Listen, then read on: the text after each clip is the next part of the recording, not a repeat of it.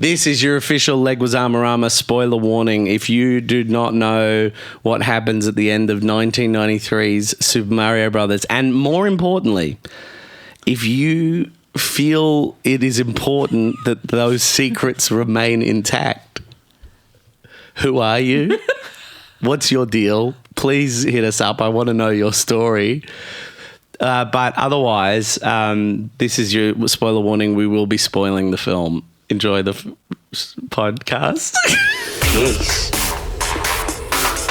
I hate the word. Hello and welcome to Mish and Zach's Leguizamo, a podcast where each week I watch something that John Leguizamo has been in. In fact, I've done all of them. I've done all of them and now we're celebrating. And I do that with my very dear friend, Zach Ruane. I'm Mish, and you might know me from... the character I always select when I'm playing Mario Kart is Yoshi. I'm joined, as always, by my friend Zach, as mentioned before, and you might know him from... I don't have a consistent Mario Kart character, but I will say I'll do a video game. You might know me as someone who's just played the Hitman trilogy, the new Hitman trilogy, for the first time on PS5. And I find it unfathomable that after 2 attempts, they still haven't figured out how to make that into a movie, because it is the most cinematic game I've ever played in my life. Oh, hell yeah. They've tried so many times. Yeah. Twice, maybe, or 3 times even. Yeah. Timothy Oliphant gave it a go. Even he couldn't do it. Yeah. I think because they took his hair off. I mean... Crazy. I've never played that game. I don't know what you're talking about. It's sick. We're doing, as you would know by now, I'm assuming, if you're a Leguizamo listener, we're doing our top 8 favourite, most Leguizamo-y Leguizamo projects. And naturally, as we come into our number 6, which is Super Mario Brothers, who else would we bloody ask to be here if it weren't for the fabulous Nick Mason? Hello, it's great to be here. Who we've had on for our nerdy stuff. Excuse me? No, we do. We have a resident sporty boy. We have an Ice Age boy. And you became our comic boy. No, I understand. Yeah, we did. Spawn's not a dork thing. Spawn's an edgy thing. Spawn's pretty and cool. edgy. Yeah. Still no Spawn sequel. Oh, if We only. would have, The dream. We would have loved one by now. I think I can say now very comfortably, as much as I enjoyed my viewing of Spawn, I feel like deep down I will never see that movie again. Oh, absolutely not. Why would you? No, I'd why love would to I? read Spawn. I've never read Spawn. I was going to talk about this on Tuesday. We don't have to talk about it, but Nick actually was the guy who found... I wanted to read the X-Men... the X-Men lived in the outback for like 2 years in the 80s.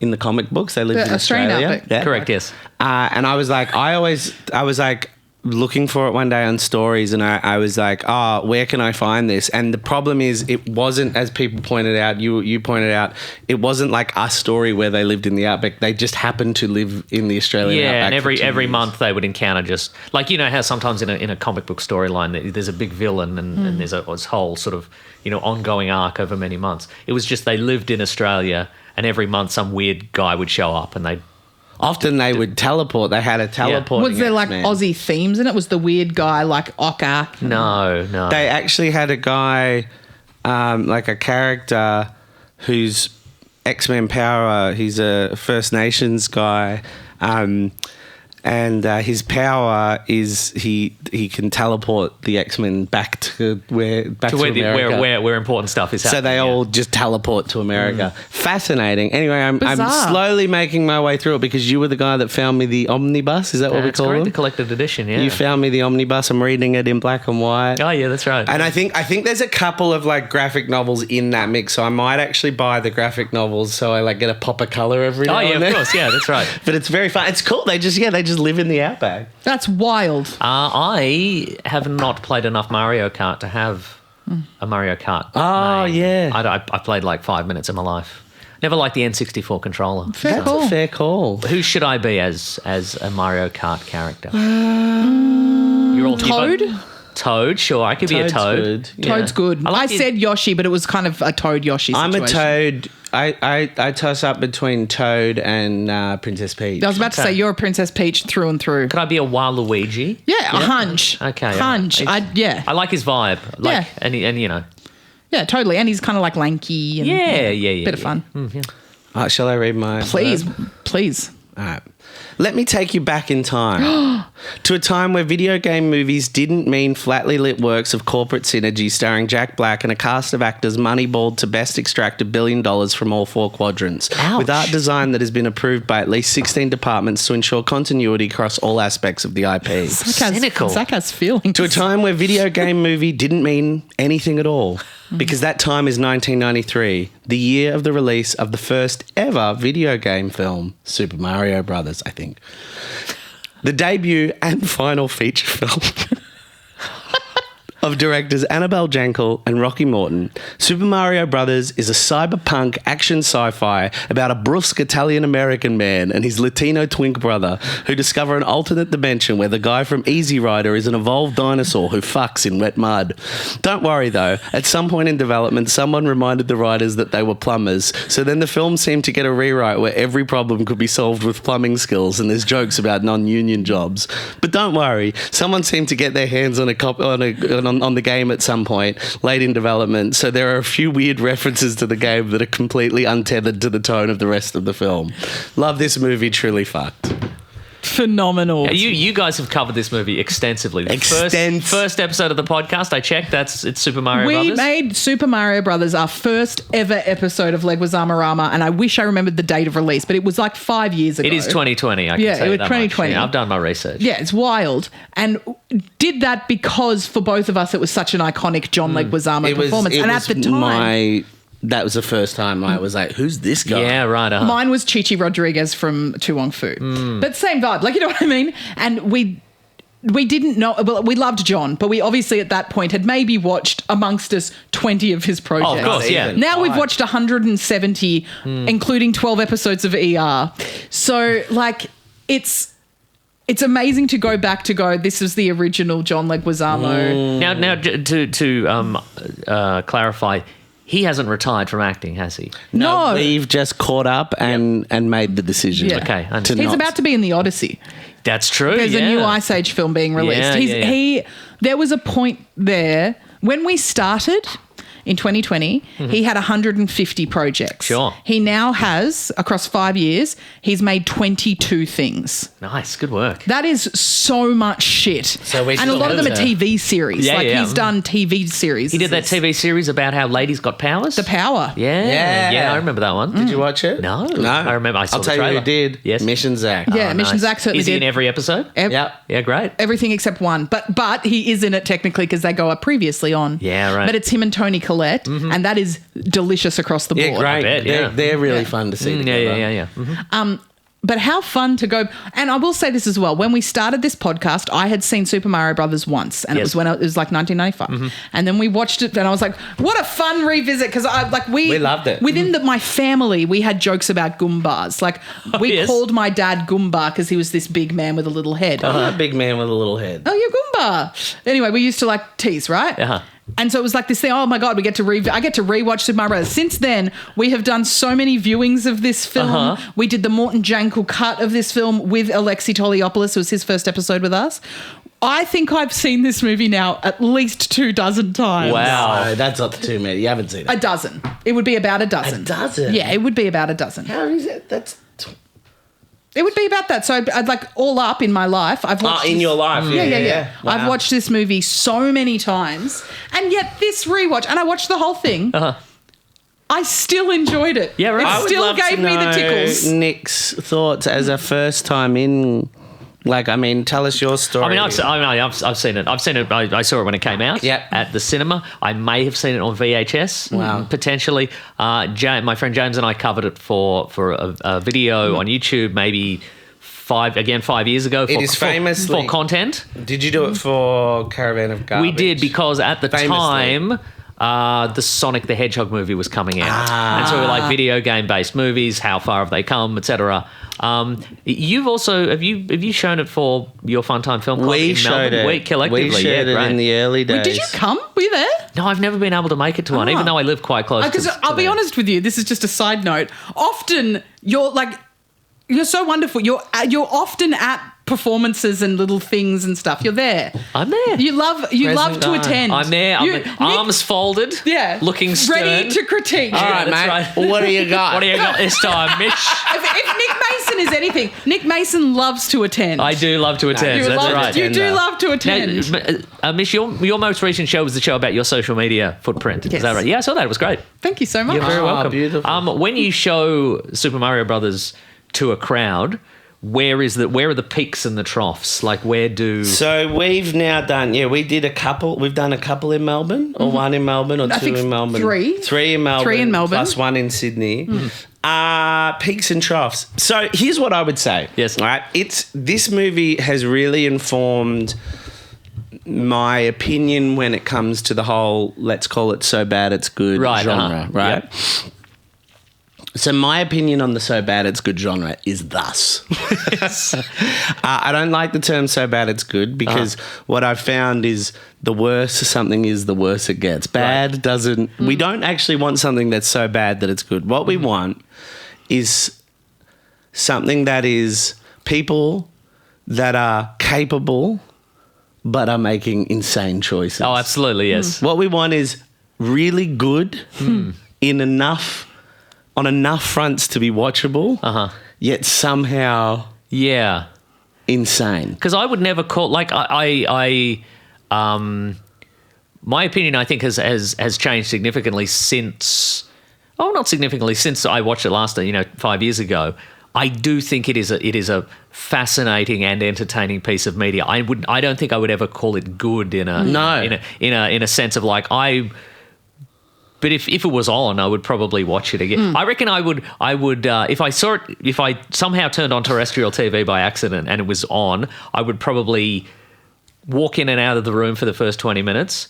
And then after that, I would come in and I would lock in and I would watch the... I think what's fascinating about this film is you've got two directors who have a really strong aesthetic sensibility. They're great vibe directors, and they came from the commercial world, and they produced the Max Headroom TV Max series, Headroom, which was I cancelled believe- halfway through. And I believe Max Headroom started as, they started in the ad world. I think they did the McDonald's moon thing. Yeah. So they Mac Tonight started in the ad world and then moved to Max Headroom. They were like cyberpunk, just strong sense of aesthetic. Now, what most directors do is they get Super Mario Brothers, they get their big Hollywood film, they make that. Yes. And then they go, that was a success, now give me a blank check. Now I have like the Matrix. Yes. Now then I can do a passion project. The one for them, one for me kind of thing. What was their passion project, the Wachowskis? Cloud Atlas? Yeah. Oh, yeah. Okay, yeah. Let me do... Or Speed Racer. Speed Racer. Hey, I'd rate that. Yeah. I'll do you a Batman. The path that was paved with Batmans. I'll do you a Batman.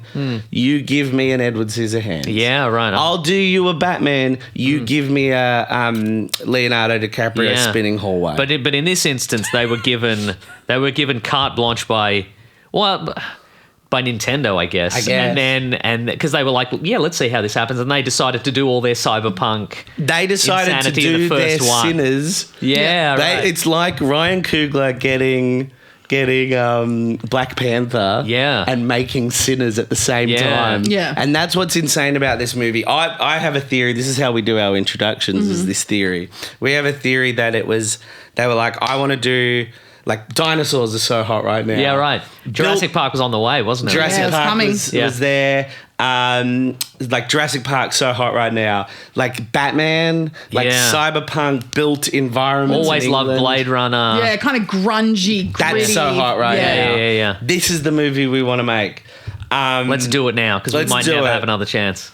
And we'll just take a few sort of images and that sort of thing. And then they made this punky, sexy movie. The punk, that dance scene. Yeah. Yeah, Jesus Christ. They hired actual sex workers to be in that dance scene. That's right, yeah. And people are just like, there were people on set just like, isn't this a kid's movie? Well, what I would say, I think perhaps one of the reasons my opinion on this has changed, like, the last time I watched it, I'm like, it's obviously a mess, and the outcome isn't necessarily great, but that the animated Super Mario Brothers movie came out, and so I think one of the critiques of video game adaptations to movies is often, well, you made too many changes, just do the movie. Yeah. You made too many changes, just do the video game. You know what I mean? They'll be like, why did you take the Resident Evil games and you made the movie and you added an original main character who's not in the games, and you changed all this backstory and all this sort of stuff? Just get actors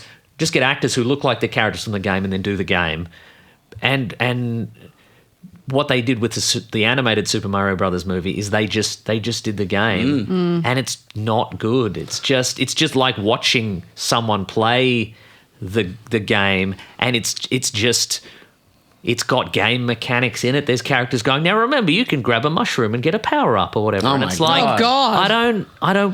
I don't want to watch this. And I mean, it made $1 billion or something, so I'm in the minority. It's one of those movies that they were like, well, I guess cinemas can stay open for another year because this movie saved it. But it's in watching that, and I mentioned this to you before we got started, Mish, is that it's the best of kids media is stuff where you watch it as a kid and you love it because it's fun and colourful, and then as you grow up, you can watch it again and go, oh, there's jokes and stuff in it for me as I grow up as a teenager, an adult, or what have you. And this has none of and this has none of that. It's for not particularly discerning kids, and it is, like you said in the intro, it's like a cookie cutter corporate thing, and it's just awful. But at least with this Super Mario Brothers in 1993, so many cooks in the kitchen, and everybody took a swing at something, and I love that it's all real and it's mayhem and it's all dirty and this is the kind of the sort of environment that gives you this kind of failure also gives you Blade Runner. Yeah, absolutely. Yeah, you don't get Blade Runner unless you crack a few Super Mario Brothers 1993. We have a theory that and I say in jest, but there's a part of me that really thinks it's very true, that Morton and Jenkel got together and were like, right, so we've got to incorporate Super Mario Brothers. I don't know. Have you ever played? No, me neither. We've got to incorporate it into this thing. All right, fuck it. Let's just play tonight. All right, cool. And they sit down and they play the game for 6 hours and like, okay, so they're plumbers. Yeah, right. All right, great. We just put some of that. That's easy. We can just make it like they're there to do some plumbing. All right, great. So they're plumbers. What else do we know about these characters particularly? They're brothers and they're plumbers. Okay, great. Well, we'll just work that in. There's a lot of mushrooms. Like mushrooms gives them power. Okay, so we'll just make it like they trust the fungus. We'll we'll add some fungus in there. All right, great. Okay, cool. Like they played for like 6 hours, probably had a few beers, maybe got a bit stoned. Yeah. And we're like, all right, we can do this. We can make this movie and still make the movie we really want to make. Like with all the titties and stuff. We'll put all the titties in there. No worries, but we'll just make them plumbers and brothers. The amount of my favourite part of this whole film is the amount of like plumbing references that go beyond.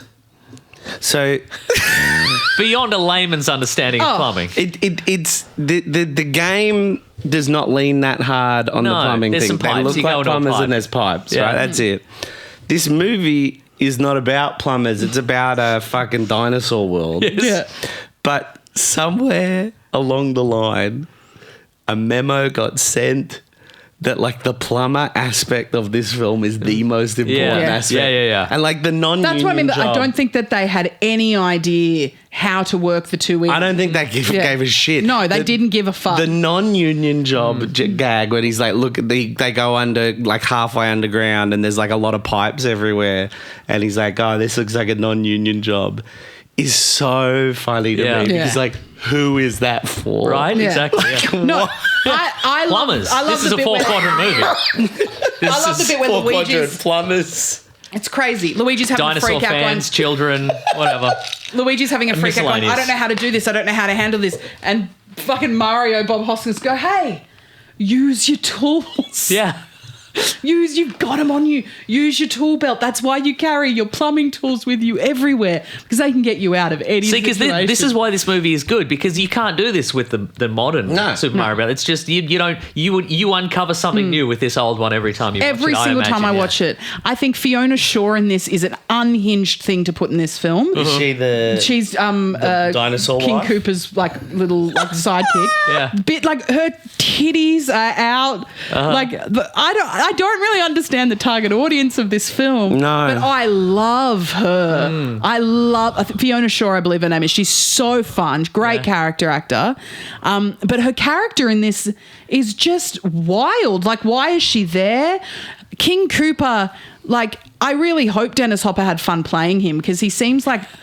I think he didn't. Yeah. No one. Everyone had the most miserable time. time. Because you'd be on that set and you'd be like, so the story goes that like, what was the Bob Hoskins stories that he signed on not knowing it was a video game adaptation? Oh, interesting. Something like I can't that. remember why he signed on, but then someone was like, "Oh, that's cool that you're doing it," and he was like, "A what?" Yeah, because sorry. No, and then I love the layer as well that Leguizamo turned down Philadelphia for this. no. Yeah. So he would have been like, "This is going to be." He was going to be my big-" Antonio Banderas And as well. I think Yeah, of course, within days. Yep. Within days, they would have been like, "This movie is not going to." And so what's interesting as well, I think, with Hollywood, and it's probably even more prevalent now because so much is done on green screen, you would show up as an actor and you just see foam rubber rocks and you see, weird costumes and funny sets and they throw this costume, this plumber costume, whatever, and you just go, and in the modern day, you just show up and it's green boxes and green walls and whatever, and you'd have to go in and go, yeah, this might be great. There's no way, until this appears on the screen, there's no way. Like, they might bring the most talented visual effects people in the world and I'm fully integrated in this world and it's amazing, but it might be... Have you heard the story about Wanda, the actress, Elizabeth Olsen? Oh, yes. Talks about, sorry to bring it back to Marvel, but like Elizabeth Olsen talks about, she did this scene where she looks out in the movie, she looks out very like dispassionately. She just looks out and she sees like the approaching armies of Thanos, probably. Of Thanos or something. It's this big moment where she looks out the window, she sees the approach, and then she was saying in an interview, she was like, "They didn't tell me that's what I was looking at." Yeah, they can't know. For spoiler purposes, a lot of the time they're not allowed to know. But she was like, "You could have at least told me it was something of import." Yeah, because that's right. she just thought she was looking out the window. Yeah. So she's just like, her acting is like looking out a window, and then it's like dun dun dun dun dun dun. dun. Yeah, they don't know who they're talking to. That's great. They say that a lot of the time. They don't know who they're talking to. They just say their lines. Whereas then you would know you're doing something a little At off. least there's a dinosaur puppet, and you could You're like, okay, this seems like and it's not I love, and again, I love the more I learn about the behind the scenes of Super Mario Brothers, that I love that that they secretly brought in new screenwriters to write additional stuff to make it more family friendly, but then some people are like, no, we got to put some sexy stuff in here, and this constant battle and I love the fact that it opens with this pixel art dinosaur animation that explains the history of the parallel universes, and then that animation just never returns. No, it's just that what a weird thing. And then later in the movie, there's all the different effects and puppets, and then the thing that I love the most in this is the moment when the two main guys make it to Dino Hatton, and you see Bob Hoskins go through the portal, and then he gets like de-res, like he's in Tron, into pixels, and then he just tumbles through this magic crystal mushroom universe, and you just see him spinning around. It's like a Tim and Eric visual. Just this, it is too. Just this, and then he turns back into pixels, and then he comes out of the portal and he's in Dino Hatton, and then it's a weird nightmare world that honestly isn't that different from regular Manhattan.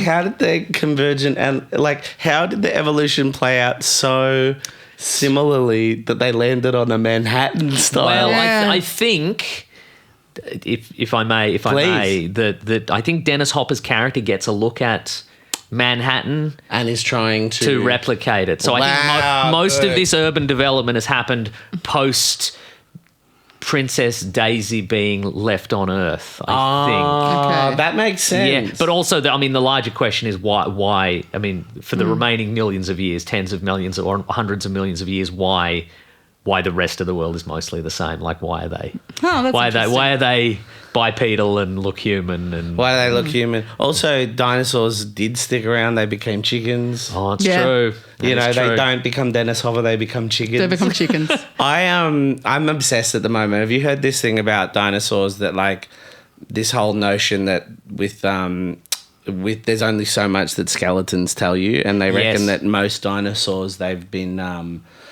like misrepresented that because they've essentially just stretched skin over the shape of the bones, and if you did that with any other animal, they wouldn't look anything like they do. And there's just a chance that like Tyrannosaurus Rexes just looked like giant fat chickens. Which I love. I love the idea that they were just like, quite daft. And they'd be feathered too, because a lot of them were I think somebody uncovered recently a huge piece of amber and it's got a dinosaur tail in it and it's feathered, and they're just like feathers confirmed. So that's incredible. So imagine discovering that and just going, well, I'm fucking about to make bank. Yeah, I'm gonna have some fucking people not liking my paper. Yeah, true. This movie, the other layer, my favorite thing that has come out of this podcast and doing this podcast is we watched a behind the scenes. Oh yes, that was another episode we did, and I wish I had brought it up and rewatched it before this, but it's the directors. Oh yes. And this is my memory of it, Mish. You can correct me if I'm wrong. It was something like this. So we were reading about dinosaurs, and we thought, wouldn't it be interesting if dinosaurs were still around today, but they'd evolved to be like people? And we thought that we could do that in the movie. Yeah, great. So good. And you did. And in the same special features, like making of, you just see, because they like try and like obviously they're trying to sell the film. So it's like very like really like bouncy, like happy. It's like the latest movie from crazy. And people laughing on set and stuff. And they've had to take Bob Hoskins, obviously doing his chat to camera at some point during like a lunch break or something. And he just hates the film. It's just him just being like, well, look, like I came to America to make it. I'm here for like 2 months, and that's it's like making of the film. Because again, he did Roger Rabbit a few years before. Mermaids. He just come off doing a movie. A masterpiece. So I guess some of the reason he was probably convinced because he's like, well, maybe this will be like Roger Rabbit. Maybe this will be. Who Framed Roger Rabbit is so close to perfect. That's such a good movie. I love the idea. I think that clip, what I love about that clip is I can just see like those two British directors with Dennis Hopper just went, so you're a dinosaur, right? So what, could you do a little bit more like a dinosaur? So you're in then him just being like, why am I in this mud? So we think that maybe because dinosaurs are cold-blooded, I thought maybe warm mud or something. I don't remember why we did the mud. But they bought the mud and they brought the mud in and they put the mud on the ground. Phenomenal. And they're like, well, we got to use the mud. Like the Goombas were originally going to be background characters, but they're like, we built the Goombas and they look really cool and they work, so let's bring them in there. They've got scenes, So I truly love the Goombas. I think the Goombas are great. They're great characters. That scene in the elevator where they get dancing and stuff is iconic. Like, it is really fun. And I didn't think I would say this after watching it 57 times. I really enjoyed the rewatch of this, and I can say quite comfortably I don't ever need to see it again. No, I've said that many times. Yeah, same, but it always comes back. All the way back to your first question, what plays well, what doesn't? Yeah, right. I think the aesthetic plays well. The Goombas play well. In our setup, because we set up the plumbing jokes, all the plumbing references play well when we set it up. The rack of the plungers on the wall. Yeah. Like, who are these people? They are more plumber than plumbers. Yes, plumbers don't care that much about plumbing. They've embraced the plumbing lifestyle. They're just And then any references to the game, like the little bomb thing, and then. Oh, this might be. This question was asked to me by James when we talked about it last time, and you guys are probably far too deep in this to know. I don't know anymore. If they took the name Super Mario Brothers off the movie and they changed the main characters' names to something else, how much of this movie would you have watched, do you think, before you realised it was a Super Mario Brothers movie? Close to zero. Yeah, right. Truly, like the little bomb would have done it for me. There you go, yeah. Like the mushrooms, the fungus thing. Yeah, right, okay. But other than that, it's very... The little dinosaur named Yoshi. But you said, like, what if characters' they names. change the character? Yeah. Nah. If they were just two Italian-American plumbers from the Bronx, is it Yeah. the Bronx or Brooklyn? Brooklyn. Yeah. Two Italian-American plumbers from Brooklyn They fall into a portal. that are so obsessed with plumbing Yeah. that it is their Controls entire their life. Yeah. Like they were born plumbers. Yeah. I would go. Man, did these guys play a lot of Mario Brothers? Yeah. Okay. Right. Right, Yeah. I might maybe draw that. It is insane. What I love about this, it's just insane because it is so deeply entrenched in Mario Brothers, but not a single. Yeah. It's created by people that have gone, we have to make Mario Brothers, but no one likes or has played much. Yeah. Look, I think, and this is like a way to kind of get to wrap up the episode. I think the reason that we chose this in our top 8, most Leguizamo-y, again, from a personal perspective, it was our first one that we ever did. And we came back to it so much throughout this series. Yeah, we had to. Like, we came back to it so much. But what I think that Leguizamo did in this film that is incredibly iconic and something he did that nobody else, I think, has done as well as he did is he made Luigi very sexy. Oh yes. Sexy Like, Luigi. when in all the world would anyone think that Luigi could look as hot as John Leguizamo looks in this film is insane.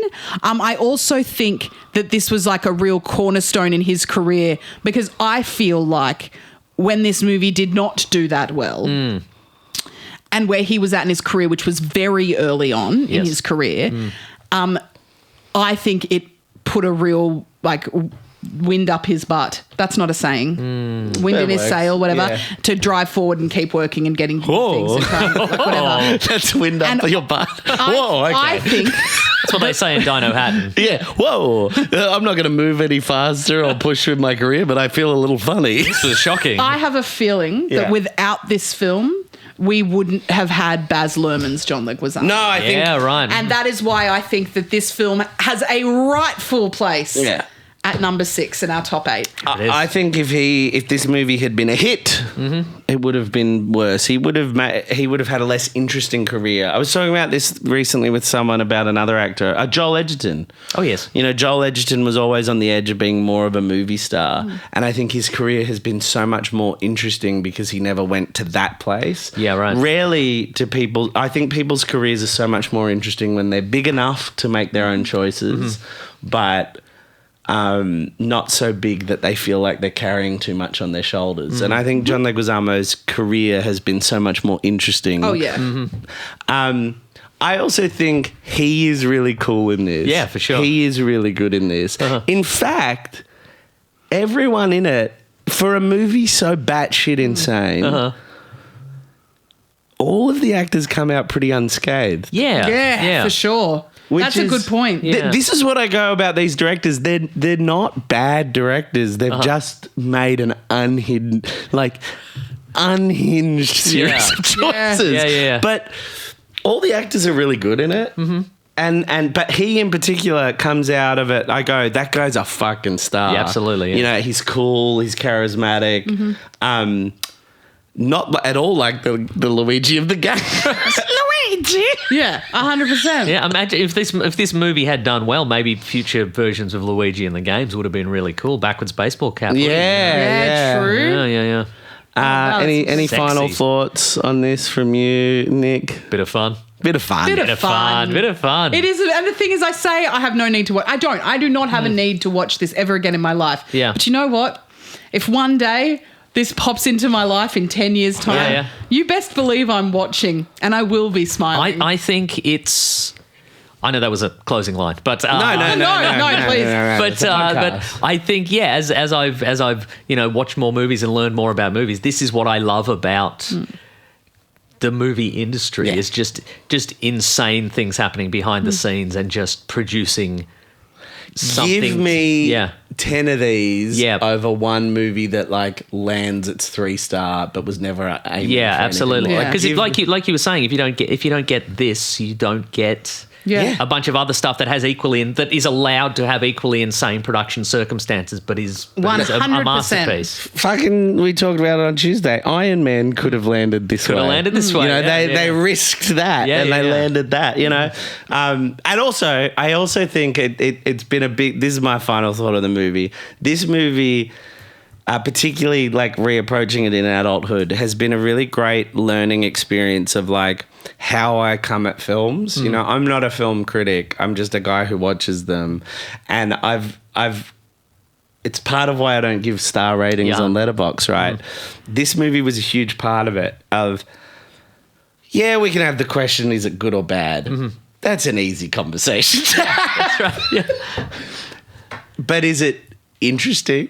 Is it jam-packed? Is it like constantly engaging? Is it like aesthetically? Like there's so much in this movie and it's fun to watch. Is it gifable? Is it be turned into gifs? Gifable. Like who gives a shit? Like I just think like good and bad is not the way we should look at the world. We should look at the world like it's not good that they just are plumber men who have plumbing equipment on their wall and but it's fucking entertaining. Yeah, it is. Like, no, but I've said this throughout the 5 years we've been doing this podcast. I base a movie, I don't care about the history of the film, why it was made, whatever. I mean, it's interesting sometimes, but if a movie has to be entertaining for me to like it. And if it is entertaining, that's good enough for me. Yeah. And this film is truly entertaining. Absolutely. And so for that reason, it's bloody good enough for me. Yeah, right. Yeah. On that happy note, everyone, please let us know what you thought of Super Mario Brothers 1993, because we just love to hear from you and what you think. Nick, where can people find you? I am on a podcast called The Weekly Planet where we talk about Marvel movies. And DC movies. And DC bad movies. All sorts And of good movies and comic books and TV shows. Yeah. And we have a grand old time. You know, we'll talk. Great YouTube channel. Thank you. Oh, yeah, it's called Mr. Sunday Movies. We've covered the Super Mario Brothers many, many years ago. We have a good, fun time. Beautiful. Yeah. And I guess take care, Zach. Have a good one. It's always a pleasure. See you next week, Mish. I'll see you next week. And we'll see you all next week for Mish and Zach Podcast every Tuesday and Thursday. Bye. Bye. The Mish and Zach Podcast is recorded on the lands of the Wurundjeri people of the Kulin Nation. We believe that our collective culture will never reach its full potential until we embrace the history and the truth of the oldest cultures of this land.